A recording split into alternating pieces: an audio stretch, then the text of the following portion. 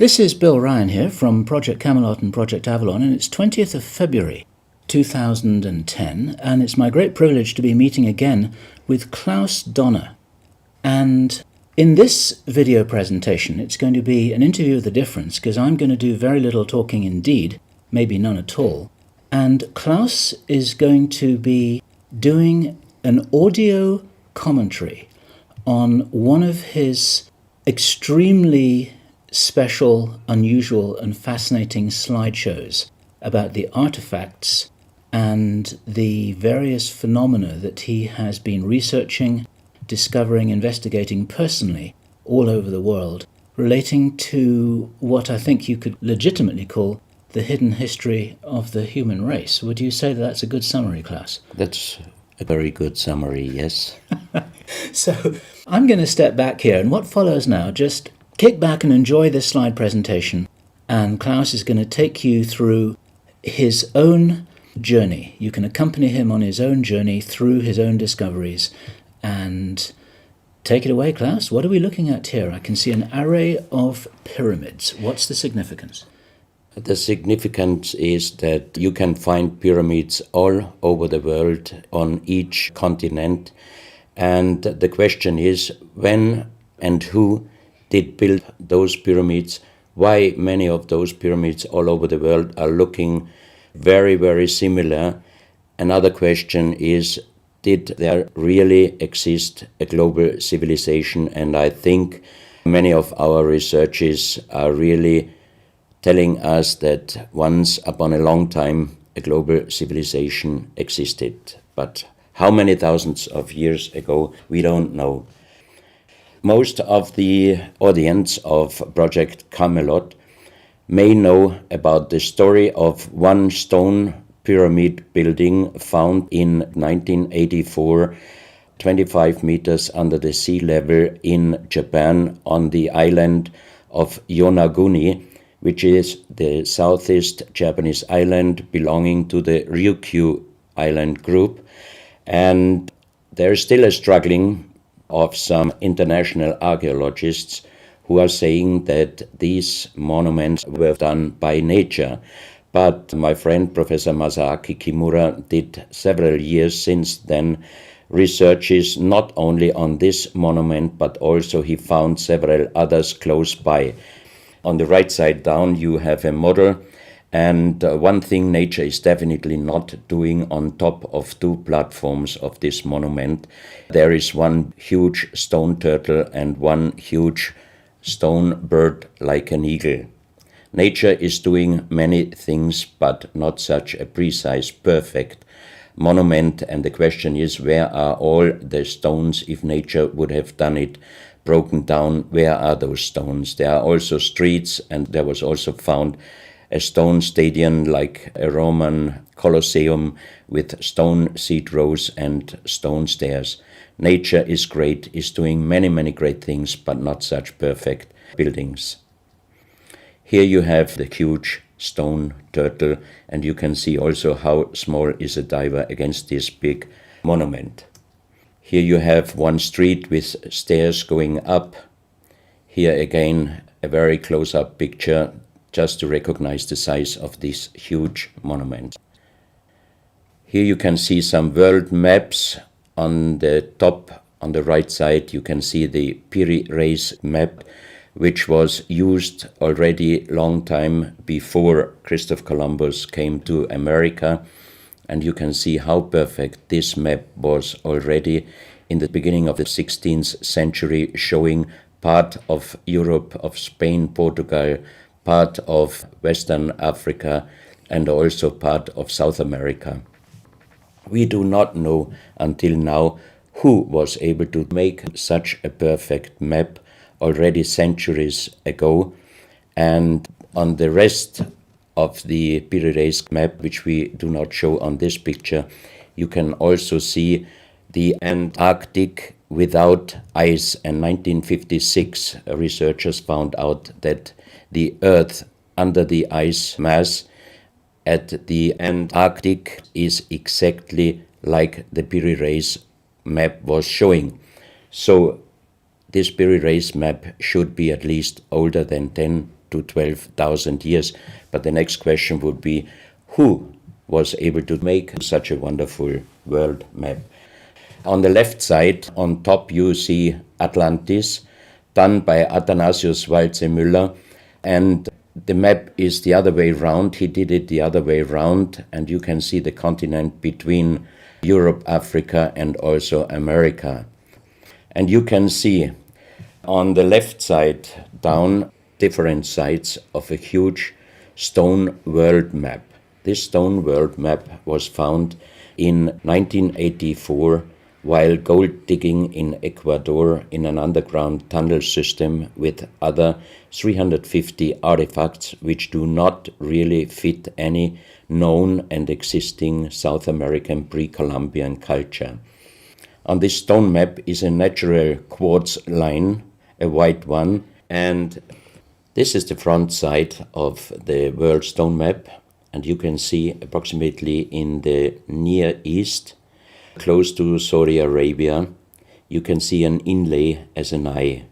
And from this eye to the right and to the left is a natural quartz line going on the right side over India, Thailand, and also there is a long island on the right side, which Professor Kimura's research gave him the statement that from the northeast Japanese island until far down after Taiwan, once there existed a huge continent. But then this world map must be older than at least 10 to 12,000 years. And here is the back side, and you can see on the right side coming the quartz line passing in the Atlantic, a continent, Atlantis, which in our days does not exist anymore. Then the white line is crossing part of South America, and here you have a close-up, and you can exactly see the Bay of Guayaquil, an inlay going up to north, and a round inlay showing exactly the place where there were found those artifacts, and there is also the best quality water worldwide existing. One other very interesting artifact found on the same place in Ecuador is the so-called pyramid with the eye. The eye is an inlay. The stone is gray and white, and you have 13 steps, and it looks exactly like the pyramid with a shining eye on the $1. If you put this pyramid under black light, the eye is shining very strongly, and it looks really like an eye, but not real like a human eye. Here you have a close-up of the eye, and you can see the colors of the inlay. On the bottom of this pyramid, you have the inlay in little gold plates showing the Orion star constellation, and you have unknown writing. The translation of Professor Kurt Schildmann, who was the president of the German Linguistic Association, and he was perfect in more than 40 languages. He was able to translate this writing. He called it pre-Sanskrit because it is older than the oldest writing. And the translation of these 4 letters you can see here, his translation is "the Son of the Creator comes." As we found the same writing on stones in certain countries like Ecuador, Colombia, Illinois, United States, Clausel, France, Malta in the Mediterranean, Turkmenistan, Australia, and in southern Calabria, Italy, just a few years ago.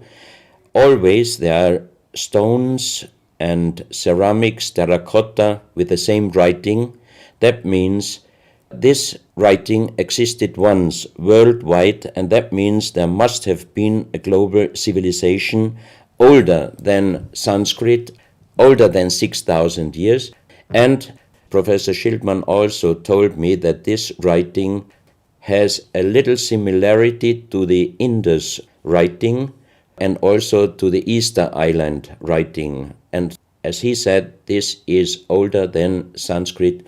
He called this writing pre-Sanskrit. On this stone, you can see on the top the 2 eyes, and then you see the right hand holding the pyramid and putting the left hand on top of the pyramid. That means showing how to use this pyramid with the eye. On this stone you can see an encarving, sitting a man on a stone holding the pyramid exactly as it was shown on the artifact before. From his eyes are going rays out, and on the right side you see two bowed persons. On his head he has something like a small helmet, and from this helmet goes up like an antenna to a strange object over him. And here you have the photo of the discovered helmet. We could not yet make a metal research or checking what kind of metal was used, but you can see in the center of the helmet that something is missing, and that might have been this kind of antenna which was shown on the artifact before. Another very strange finding from the same place is one big jade cup and 12 little jade cups. As the 12 cups are man-made and each one is a little bit different in size, if you fill them up perfectly with water and you put the 12 cups of water inside the big cup is completely filled. The next strange thing is that you can see on the little cups numbers which are looking like the Mayan numbers, but if you compare them with the Mayan numbers, you find out that there are some little differences. And on the big cup you can see a perfect inlaid star constellation, also showing the Orion and other stars. And inside the big cup it is very, very magnetic, and outside the cup nearly nothing. Professional geologists are saying this is impossible because if a stone has metal particles inside the stone, it must be same magnetic from both sides.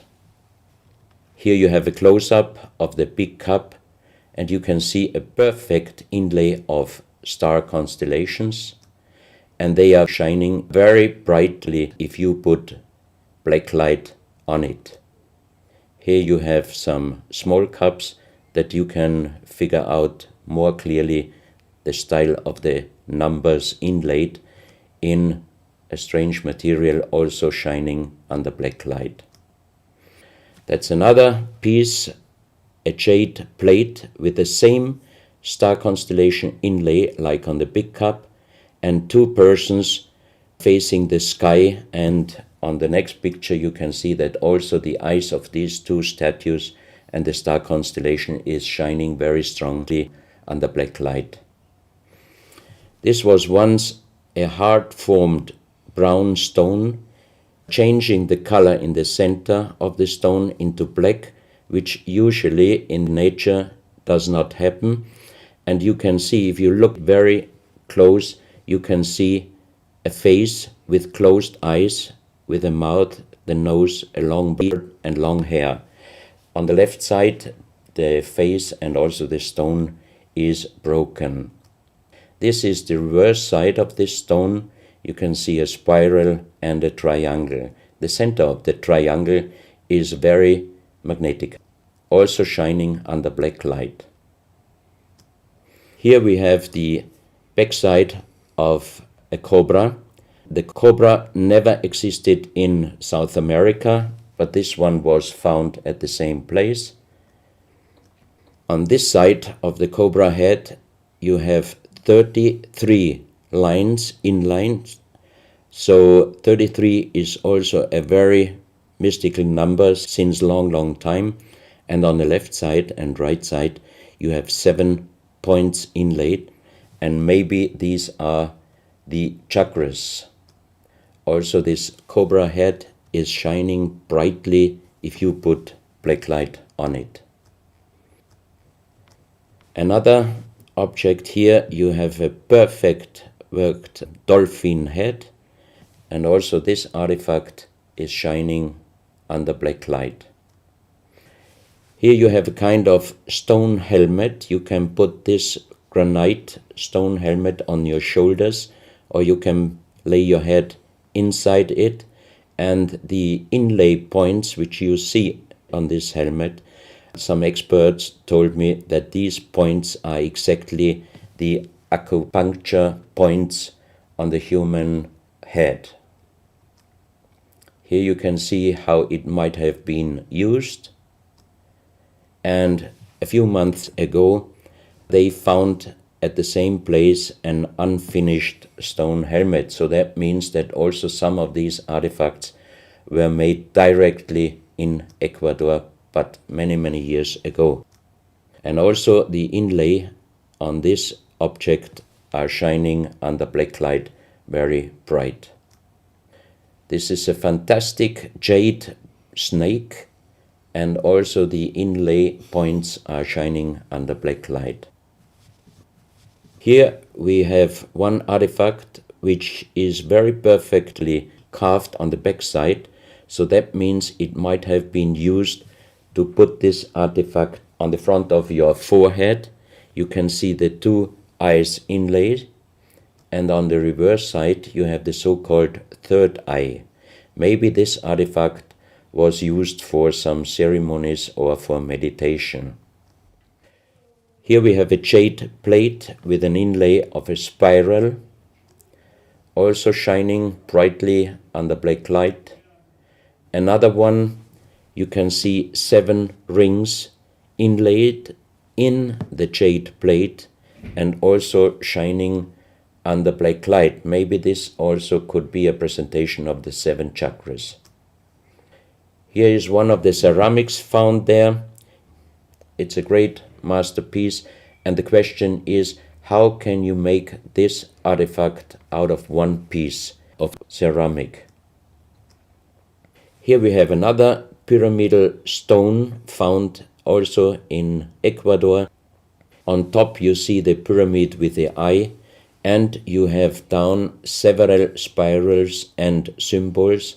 Some of them are very similar to the churchward Nakal plates, which he found 1880 in India, and the translation was talking about the sunken continent of Mu. This is a marble with another inlay of a spiral, also shining very brightly under black light. Another stone in a pyramidal form with an inlay of an eye.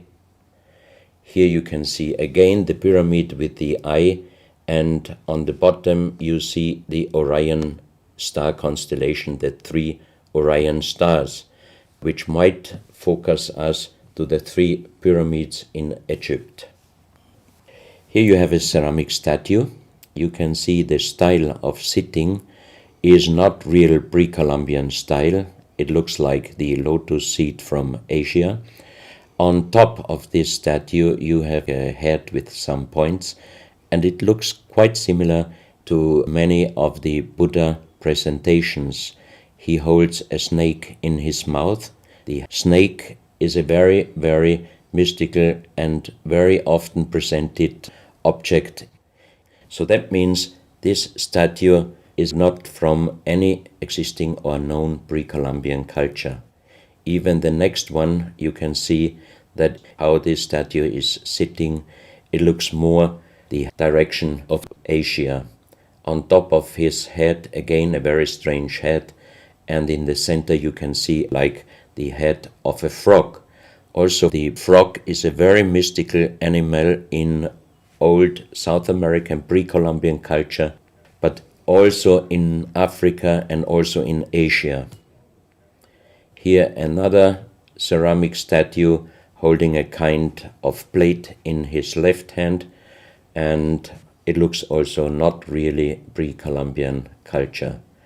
This is another very strange artifact holding a stick with a snake. Again we have the snake here, and the question is where and who this statue was done. This is a photo of the Altiplano in Bolivia. Archaeologists and researchers found out that at least before 4,000 years, there was happen a very big impact in Argentina, and the shock wave of this big impact destroyed many stone buildings in the Altiplano of Bolivia. You have here a picture of Pumapunku, a very strange place close to Tiahuanaco in Bolivia, and you see tons of stone plates with perfect work on it destroyed. Maybe this was the reaction to the big impact in Argentina. Here you have my friend Giancarlo Bonfanti, Italian researcher, in the center of the so-called Sun Gate in Tiahuanaco in Bolivia. And some researchers write that the figurines on top of this side of the Sun Gate are showing the Venus calendar.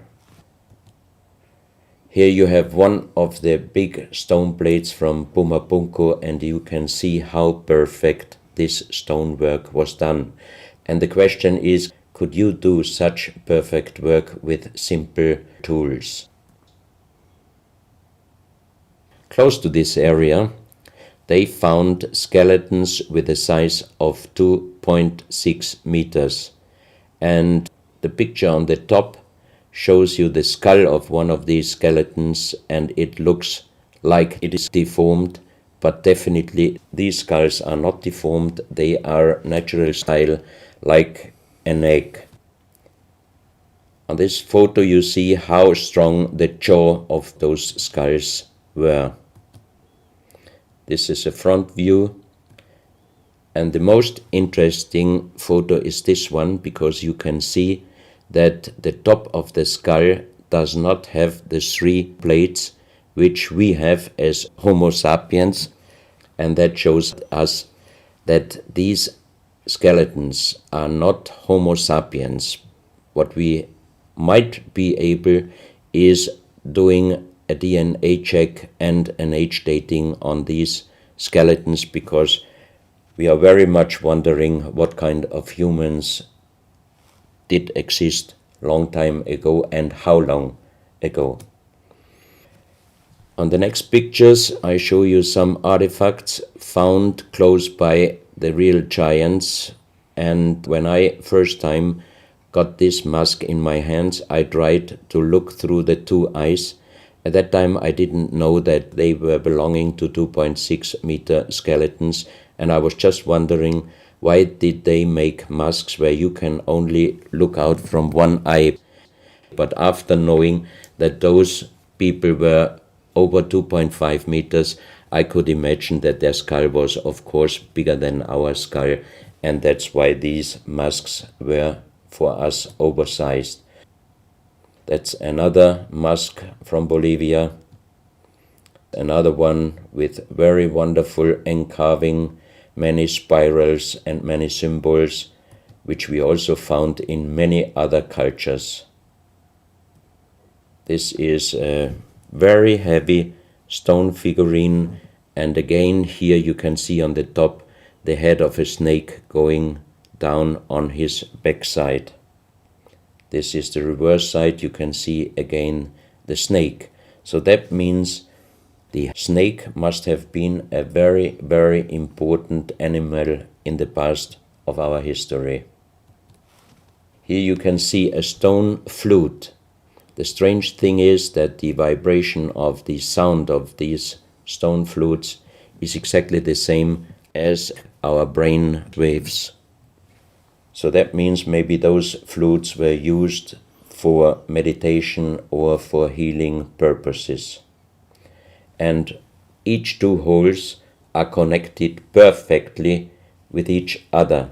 That means you can make perfect holes into this very, very hard stone, but how you connect with simple tools the two holes on the bottom, this would be even in our days a very difficult work to do.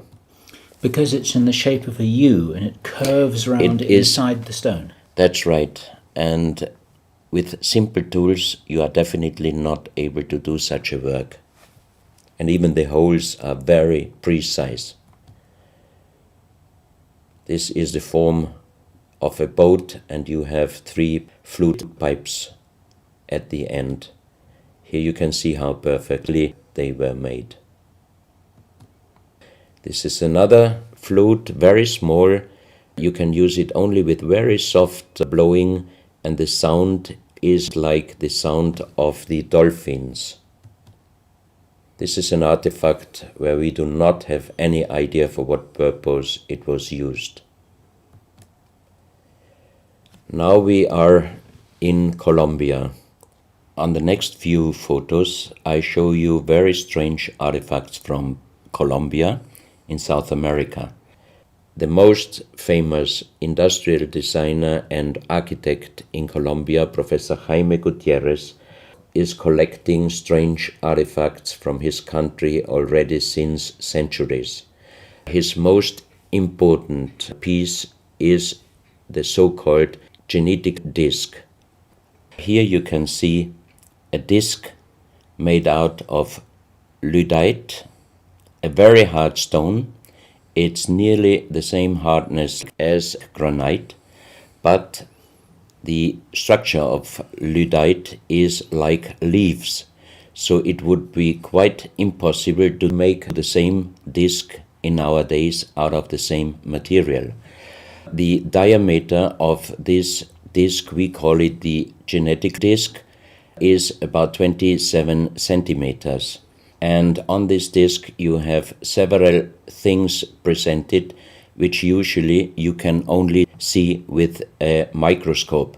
For example, on the left side, around 11 o'clock, you can see one egg, human egg, without and another with spermia. On the right side, at approximately 1 o'clock, you can see some spermias, and then you have several very strange presentations which we could not explain. But here on the left side you have a microscopic photo from the inside of a lady done by a Swedish photographer, and you can see that the egg without and with spermia looks exactly like the presentation on this genetic disc. On the reverse side you have on top several presentations of fetus in different size, different age, ending up with looks like a little child. You see also at the end of the plate around 6 o'clock female and male, and also on the right side around 9 o'clock you can see the presentation of man, woman and child. But the strange thing is how they present those human-like heads. Here you can see a knife done by the same material, lyddite. On top of the knife, on the handle, you have mother's head. Beyond you have the child's head, and the umbilical cord is going around the neck of the child. So that means this knife would have been used to cut the umbilical cord, saving the child's life. This is a close-up mother, child and umbilical cord. This is an instrument. It might have been used for helping the child coming out, leaving the mother, when there were some complications. And it is also made out of the same material, lyddite. You have here the vagina and the child's head coming out, and on the reverse side you can put only your thumb inside. That means you can only use this instrument with your fingers, meaning you cannot use power. So that means it might be safer helping the child leaving the mother than our instruments we are using in our days, because sometimes the modern instruments, while being used, can damage the child's head. This, we think, is a medical instrument. It is also lyddite, and it's a perfect form. Another one, and these are other ones, they are very much smaller than shown on this photo. And when we did a material check in Vienna, the most expert worldwide checked those pieces. First of all, the material.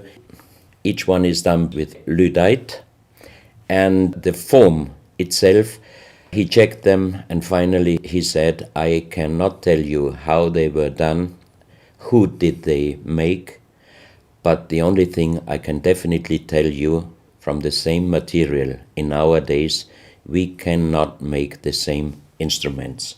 So how old they are, we do not know, but as they were found in Colombia, and they do not fit any existing pre-Columbian culture, we must consider that those artifacts are at least older than 6,000 years. But we cannot explain what kind of technology they did use to be able to make such instruments and such tools made with lyddite. You can see each piece fits exactly every kind of hand, never mind how big the size of the hand was. Each instrument, each tool fits exactly each hand which was using those instruments. This face looks a little bit like the Maui, the big stone statues from Easter Island. Here you have a close-up. This, in joking, I call it the dentist chair. Perfectly done, but again, same material, lyddite. And the strange question is, why, if they could make such perfect figurines out of this very difficult material, why did they show the human face always with big round eyes and a little nose and a big mouth? There is no real explanation possible. This is again one piece from Colombia, lyddite. On the front side you see the mother holding the baby, and on the back side you see the man with armors, most probably for hunting. This stone figurine was found in Colombia. It looks exactly like the Maui statues from Easter Islands, but it is only about 30 centimeters in size. This is another masterpiece of stonework. You have on both sides presented one bird, but if you look at the front side, you can see that the two birds presenting a face, and on the left side, between the bird's head and the wings, you see again this unknown writing which we found on stones from all over the world. This is the mother holding a child, very strange face, and it's a kind of jade material. This is another stone from Colombia showing an armadillo. On top of the armadillo you can see a strange face with long ear and two horns on top. On this artifact you can see a smiling face on top. You have two triangles on this side, and on the other side, on the right side, you have a face. Again, the animal face on the right side, and some unknown symbols. And on the bottom of this object you see an animal, looks like a crocodile. Now we are moving to Guinea, West Africa, very close to the border with Mali. They found on a huge granite mountain the half portrait of a lady done in granite stone, and the size of this statue from top of the head until the middle of the torso is exactly 150 meters. So this is a real big question. who might have been able to do such a huge granite half-portrait in a mountain at least 10 to 12,000 years ago, because the Italian geologist Professor Pittoni was on the spot. He did these photos and he checked the earth on the bottom of this mountain, and his calculation was that this stone monument must have been done at least 10 to 12,000 years ago. But then we have the real big question: who could have been able to do such a big stone monument? Even in our days, it would be impossible, or at least it would cost so much money that it would never be able to do. And if you look at the close-up of the face, some experts told me that this face definitely is not European, but also, of course, not Black African. It must be either South American or Asian culture. But then again, we are at the point 10 to 12,000 years ago. It might be the civilization, the lost civilization from Atlantis. Close to this area in Sierra Leone, Professor Pittoni was in charge of diamond excavations. And as he heard in this area a legend about Allah was angry with some angels, and he put them into stone and throw them to the earth. He put the sky, also made it into stone and throw it to the earth, and he put the stars and throw them to the earth. The legend says that the sky, you can see on this stone, they call them sky stones, sky blue stones found in this area under the earth. And we did research in Vienna. This is definitely artificial stone. It's not a natural stone, and all the material could be found, but the only thing they could not inform us is what kind of color did they use to get this real sky blue color. The stone figurines found from 20 meters down to even 50 meters. Professor Pittoni always took some organic material from the finding place, and the age dating of those stone artifacts are from 2,500 years up to the oldest one, 17,000 years. Here you have a granite stone, so-called nomoli, stone nomoli, with very nice encarving. Here you have a man sitting on an elephant, as there are also the legends of giants all over Africa. You know how big is an elephant. It's a wonderful stonework. It's very hard and very heavy. There are also some artifacts showing half human or human with the head of a reptile, holding a kind of pot in their hand, and they could put something inside this pot, and also on top of several nomolis there is a hole for putting something inside, and most probably they were used for ceremonies. Here you have a kind of animal. It looks like a dinosaur, and when Professor Pittoni found this statue, it was making a strange noise. So he opened the statue, and they found inside the small black ball you can see on the bottom of the statue, and this was iron material. When we did the research on this artifact, and especially on this metal ball, next morning the professor called me and told me that somebody must have done a bad joke to me. I asked why, because the result of the research was this metal material is chrome steel, and chrome steel was found first time at the beginning of the 20th century in Austria. That means it was impossible inside a statue with the age of approximately 17,000 years.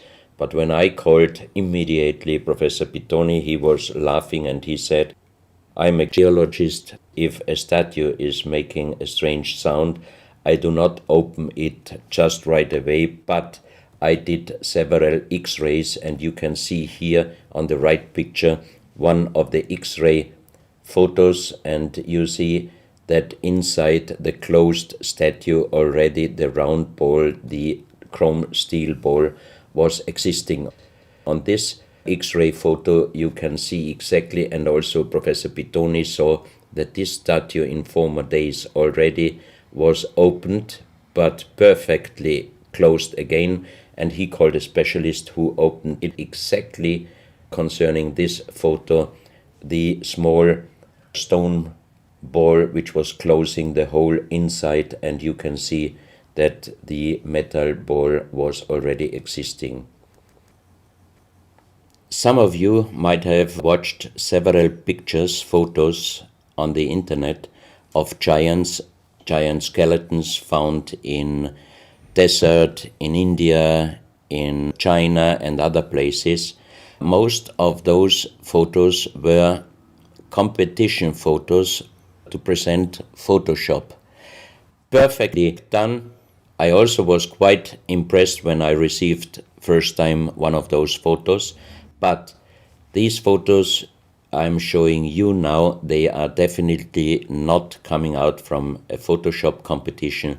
These photos are real skulls and skeletons. This skull was found in a tunnel system underground in Colombia. The skull is dated up to 11,000 years. The skull is bigger than normal skull, and the front teeth of the jaw are lined up in a different way than our teeth. Something that occurs to me here is that there's a very strong, pronounced jaw. It's a very prominent jawline, very prominent chin.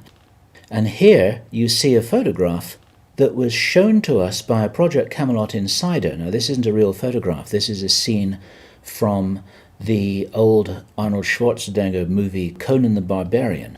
And what you're seeing here is a special effect on the actor James Earl Jones. The critical thing here is the shape of the jawline. Our witness, who had spent time with the Anunnaki in real time, in the present day, said that one of the things that characterizes them, besides their size, which he says was 8 or 9 feet tall, he said they're very large and they're very strong and they look larger than that, but that's round about their height, which matches exactly the 2.6 meters that Klaus has been talking about. He said it's a very prominent, strong jawline, and this is what strikes me about these skeletons, these skulls here that we're looking at right now. Didn't know. No, you need to know this. Back to Klaus. So once again, here you have a very old photo done in a museum in La Valletta in Malta, and it shows several long skulls, and the explanation is deformed skulls, but they are very long, going to the back. This is one of several very, very strange skulls. They are presented in a small museum in Ica in Peru. Ica is located close to the famous Nazca lines, and the museum is called Museo Maria Reiche, the German lady who was researching her whole life about the Nazca lines. And in this museum you can see the most strange skulls I ever saw, all found in this area close to the Nazca lines. So the question is, what kind of humans were living there, and how did they get those skull forms? And especially this one, definitely several doctors and experts told me it would not be possible to create such a kind of deformation, because through deformation you do not get the double bone material on the skull, and on this skull even you have particles of the skin and hairs, and I think it would not be difficult to do a age dating and especially a DNA analysis of this skull. On this picture, I show you some legendary skeleton forms of giants. In the year of 1964, in the south of Ecuador, in the province Loja, there broke down a part of a mountain platform, and Father Carlos Vaca, who was working as a priest in hospitals, he was called to this place and he found the broken bones of a giant. Good. Well, Klaus, I asked you if you would take us on a journey, and for the last nearly an hour, I think it is, you've taken us on a fascinating journey not only around the world, but through time, back as long ago as 17,000 years. And it's a real reminder of how little we know about what our history really is. These are important pieces of an important puzzle, and you're doing an enormous amount to raise people's awareness of what it is that we're not shown in many museums, what it is that we don't read in anthropological textbooks, and what it is that many university professors still refuse to recognize. And thank you so much for your part in helping to raise our own understanding of our history on planet Earth. Klaus, thank you.